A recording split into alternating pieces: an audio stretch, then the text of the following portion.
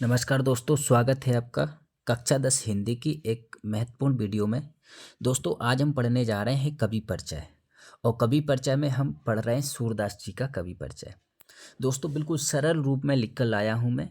और 2 नंबर में आता है तो आपको 2 नंबर बहुत आसानी से मिल जाएंगे, इसलिए इसको बहुत अच्छे से याद कर लेना, अपनी कॉपी में नोट कर लेना। चलिए स्टार्ट करते हैं और देखते हैं रचनाएं। सबसे पहले रचनाएं, तो रचनाएं आपको पता है सूरदास जी की सूरसागर, साहित्य लहरी, सूरसारावली। 2 लिखनी होती है, हमने 3 लिख ली। जो भी आपको याद करना है 3 में से, ठीक है। काव्यगत विशेषताएं, यानी कि इनकी ध्यान रखना, जो कवि होते हैं उनकी काव्यगत विशेषताएं पूछी जाती हैं, तो ये आपको लिख लेनी है। पहला है, वात्सल रस का सर्वोत्कृष्ट प्रयोग किया है इन्होंने अपनी रचनाओं में, ठीक है। दूसरा, कृष्ण गोपी प्रसंग में श्रृंगार रस का सुंदर वर्णन किया है।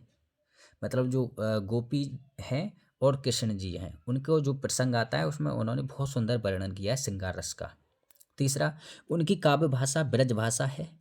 नंबर 4, उन्होंने उपमा, रूपक, उत्प्रेक्षा, अनुप्रास अलंकारों का प्रयोग किया है।